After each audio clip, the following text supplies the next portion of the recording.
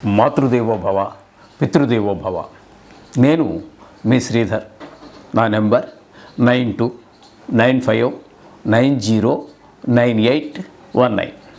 11వ తారీఖు మే నెల 2025 నుండి 17వ తారీఖు మే నెల 2025 వరకు వార ఫలితాలు మనం సశాస్త్రీయమైన పద్ధతిలో తెలుసుకోబోతున్నాము.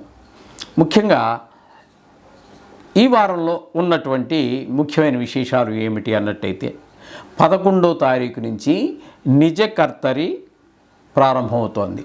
ఈ కర్తరి ప్రవేశం ఎప్పుడైతే జరిగిందో ఎండలు విపరీతంగా ఉంటాయి. దీని తదుపరి వచ్చేటటువంటి రోహిణీ కార్తెలో మరింత ఎక్కువగా ఉండేటటువంటి అవకాశం ఉంటుంది. అక్కడితో వేసవకాలం సమాప్తం అవుతూ ఉంటుంది. అంటే ఎండలు తగ్గడం ప్రారంభమవుతుంది. ఇకపోతే 15వ తారీఖున సరస్వతీ నదీ తీరానికి పుష్కరాలు ప్రారంభమవుతూ ఉంటాయి. పుష్కరం అంటే 12 సంవత్సరాలకు ఒకసారి వచ్చేది. ఒక్కొక్క సంవత్సరం ఒక్కొక్క నదికి వస్తూ ఉంటుంది. అలాగే 12 సంవత్సరాల క్రిందట ఇదే సరస్వతీ నదికి పుష్కరాలు వచ్చి ఉంటాయి. ఇప్పుడు ఈ నెలలో 15వ తారీఖున ఈ వారంలో పుష్కరాలు, సరస్వతీ నదికి పుష్కరాలు రాబోతున్నాయి. ఇది ఒక అద్భుతమైనటువంటి అవకాశం. పితృదేవతల తర్పణాలు వదులుకోవటానికి, భక్తిని ముక్తిని సంపాదించుకోవటానికి ఇది ఒక మానవుడికి దేవుడిచ్చినటువంటి వరం. సమస్త దేవతలు అంటే ఏకో విష్ణు అనేటటువంటిది ఉంది.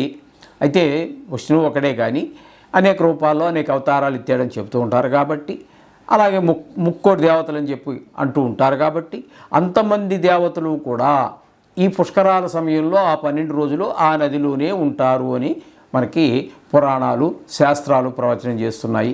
ఈ 12 రోజులు పరమ పవిత్రమైనటువంటిది వాటిగా భావిస్తూ ఉంటారు.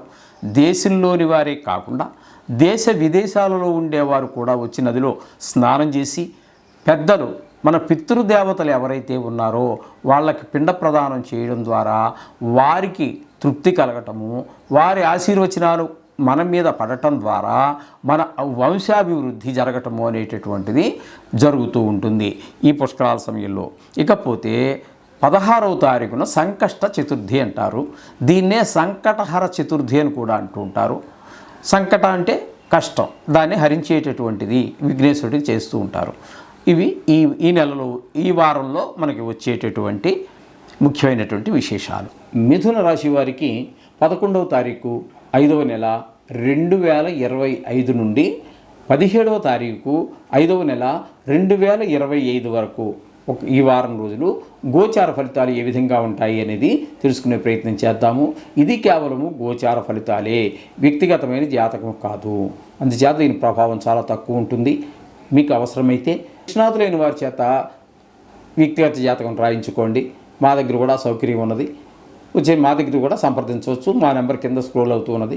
అయితే ఇక్కడ మిథున రాశి వారికి జన్మంలోనే గురుని యొక్క సంచారం జరుగుతున్నదండి. గురుని యొక్క సంచారము జన్మల్లో శుభ ఫలితములను ఇవ్వజాలదు. మనసు పరిపరి విధాలు ఆలోచించటము, ఏ పని చేసినా విజయాన్ని సాధించలేకపోవటము, ఈ విధమైనటువంటి ప్రవర్తన కూడా ఎక్కువగా చెడువైపు మనసు ఆకర్షించబడటము లాంటివి జరుగుతూ ఉంటాయి జన్మల్లో గురు సంచారం వల్ల. ఇక ద్వితీయంలో కుజుని యొక్క సంచారం వల్ల ఇక్కడ కుటుంబంలో కూడా పెద్దగా ఆనందం కనబడదండి.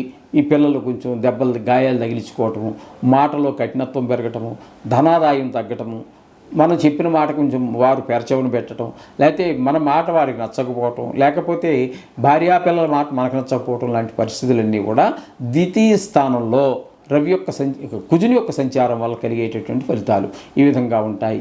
ఇకపోతే ఈ మిథున రాశి వారికి తృతీయ స్థానంలో కేతు యొక్క సంచారం జరుగుతున్నదండి. అంటే సింహంలో జరుగుతున్నది. ఆ సింహంలో కేతు యొక్క సంచారం మాత్రం అత్యంత శుభప్రదమైనటువంటి ఫలితాలు ఉంటాయి. అందరి సహాయ సహకారాలు ఇంట బయట అన్ని చోట్ల కూడా, వ్యాపార స్థలంలో, ఉద్యోగ స్థలంలో, వ్యవసాయ స్థలంలో అనేక రకాల వృత్తులు, ఇదివరకు పూర్వకాలం లేని వృత్తులు కూడా కొన్ని వేల రకాలు కొత్తగా సృష్టించబడ్డాయి. ఆ శాస్త్రం రాసే నాటికి లేనటువంటి వృత్తులు అనేకం కొత్తగా బయలుదేరాయి. అనేక వృత్తుల్లో ఏ వృత్తిలో ఉన్నటువంటి వారికైనా సరే ఈయన అనుకూలమైనటువంటి వాళ్ళ దగ్గర నుంచి మనం సహాయం పొందగలుగుతాము. తద్వారా ఈ మిథున రాశి వారికి ఒక కొంత ఉన్నత స్థితి పొందేటువంటి అవకాశం ఈ కేతు వల్ల కలుగుతూ ఉంటుందండి. ఇకపోతే భాగ్యస్థానంలో రాహు యొక్క సంచారం ఒక 2 రోజులు జరుగుతున్నది. దశమ స్థానంలో ఇదే రాహు అంటే మీనంలో 5 రోజులు. అంటే మీనం నుంచి మళ్ళీ ముందు కుంభం చెప్పారు, తర్వాత అది అనుకోవద్దండి. ఎందుకంటే రాహువు ఎప్పుడు కూడా రాహు కేతు ఇద్దరూ కూడా వక్రగతిలో సంచారం కాబట్టి అక్కడ మీనంలో అంటే దశమ స్థానంలో ఒక 5 రోజుల పాటు సంచారం చేస్తున్నారు. తదుపరి 2 రోజులు కుంభంలోకి ప్రవేశించారు. అయితే ఈయన 2 చోట్ల కూడా శుభప్రదమైన ఫలితాలు ఏముండవండి. అయితే దశమంలో ఉన్నప్పుడు కూడా చెడు ఫలితాలే, ఉద్యోగపరమైనటువంటి చికాకులన్నీ కలుగుతూ ఉంటాయి. ఇక భాగ్యస్థానంలో ఉన్నప్పుడు కనుక మనం తీసుకున్నట్టయితే మన తండ్రి గారు కానీ తండ్రి వయసు ఉన్నటువంటి ఇంట్లో ఉన్న పెద్దవారి యొక్క ఆరోగ్య విషయంలో తగు జాగ్రత్తలు తీసుకోవాల్సి ఉంటుంది. ఏదైనా గుడికో తీర్థాలకో ఎక్కడికో తీర్థయాత్రలకు వెళ్ళాలనుకుంటే కూడా వెళ్ళలేకపోతూ ఉంటారు. అలాగే దైవభక్తి కూడా కొంచెం సడలేటటువంటి అవకాశం ఉంటుంది. అంటే పూజ చేస్తూ ఉంటాము, మామూలుగా అది అలవాటు అయిపోయింది, చేతికి నోటికి, నోరేమో దాని ఇష్టం అది చదువుతూ ఉంటుంది, మంత్రాలు చేత్తో అక్షతలో పూలు వేయడం, జాగ్రత్తలు వేసి జరిగిపోతూ ఉంటాయి ఇవన్నీ. కానీ మనసు అక్కడ లగ్నం కాదు. ఈ విధమైనటువంటి పరిస్థితులన్నీ కూడా భాగ్యస్థానంలో రాహు యొక్క సంచారం వల్ల జరుగుతూ ఉంటుంది. అట్లాగే దశమ స్థానంలో శని యొక్క సంచారం తీసుకున్నట్టయితే ఈయన కూడా వృత్తిపరమైన చికాకులు కలిగించేటటువంటి అవకాశం ఉంది. అది గవర్నమెంట్ ఉద్యోగం కావచ్చు, ప్రైవేట్ ఉద్యోగం కావచ్చు, వ్యాపారం కావచ్చు, వ్యవసాయం కావచ్చు. ప్రతి మనిషి కూడా ఏదో వృత్తి చేస్తూ ఉంటారు. ఏదో కొంతమంది మెంటల్లీ అట్లాంటి వాళ్ళు ఏదైనా పక్కన పెట్టేస్తే, డిజార్డర్ వాళ్ళని పక్కన పెట్టేస్తే ప్రతివాడు ఏదో పని చేస్తూనే ఉంటాడు. కాబట్టి ఆ చేసేటటువంటి పనిలో కొన్ని ఇబ్బందులు ఏర్పడేటువంటి అవకాశం కనబడుతూ ఉంటుంది. ఇకపోతే అదే దశమ స్థానంలో శుక్రుని యొక్క సంచారం కూడా ఈ వారం రోజులు జరుగుతుంది. శుక్రుని యొక్క సంచారం దశమ స్థానంలో కూడా చాలా చక్కటి ఫలితాలు ఇస్తుంది. తద్వారా షేర్ మార్కెట్లో పెట్టుబడి పెట్టేటటువంటి వారికి అది వృత్తి స్థానం కూడా కాబట్టి కొంచెం ఆదాయం రావడానికి అవకాశం ఎక్కువ ఉంటుంది. అట్లాగే ఆయనకు ఉచ్చస్థానం అది.